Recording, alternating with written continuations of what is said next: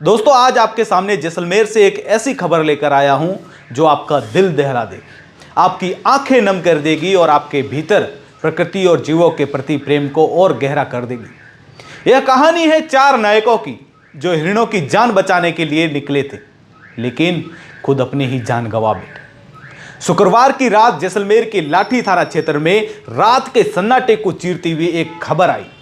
खबर थी कि लाठी के जंगलों में कुछ शिकारी हिरणों का शिकार करने की फिराक में है।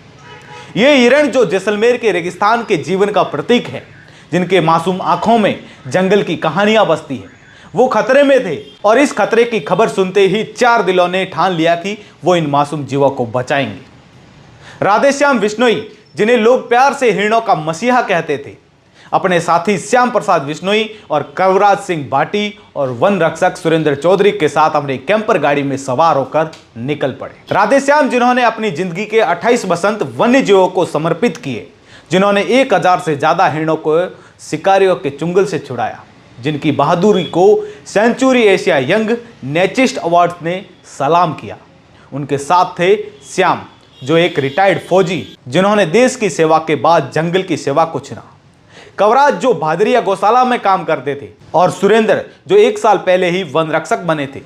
लेकिन जंगल के प्रति उनका प्यार बरसों पुराना था, लेकिन नियति को कुछ और ही मंजूर था। रात के करीब 10 बजे लाठी में गैस एजेंसी के पास उनकी गाड़ी एक ट्रक से टकरा गई। टक्कर इतनी भयानक थी कि गाड़ी मलबे में बदल गई। चारों नायक जो हिरणों की जिंदगी बचाने के लिए निकले थे, उसी मलबे में फंस गए।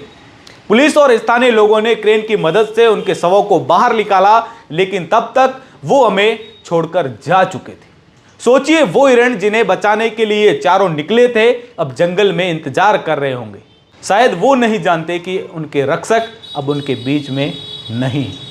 राधेश्याम की वो तस्वीर याद आती है जब वो एक घायल हिरण को गोद में उठाए उसे इलाज के लिए लेकर जा रहे थे। उनकी आंखों में वही मासूमियत थी जो हिरण की आंखों में होती है। क्या हम उनके बलिदान को भूल सकते हैं? राधेश्याम, श्याम, कवराज और सुरेंद्र सिर्फ इंसान नहीं थे, वो थे प्रकृति के सिपाही। वो थे उन मासूम जीवों की आवाज जो अपनी बात नहीं कह सकते। आज वो हमारे बीच नहीं है, लेकिन उनकी कहानी हमें एक सवाल पूछती है, क्या हम प्रकृति के लिए, अपने जंगलों के लिए, अपने हिरणों के लिए, अपने चिड़ियों के लिए और पेड़ों के लिए इतना प्यार रख सकते हैं? जैसलमेर आज शोक में डूबा हुआ है। विश्नोई समाज, वन्यजीव प्रेमी और हर वो इंसान जो प्रकृति से प्यार करता है आज रो रहा है। लेकिन मैं आपसे कहना चाहता हूं, आइए इन चारों नायकों के साथ सपनों को जिंदा रखें। अगली बार जब आप जंगल में एक हिरण को देखें तो उसकी आंखों में राधेश्याम की बहादुरी देखें।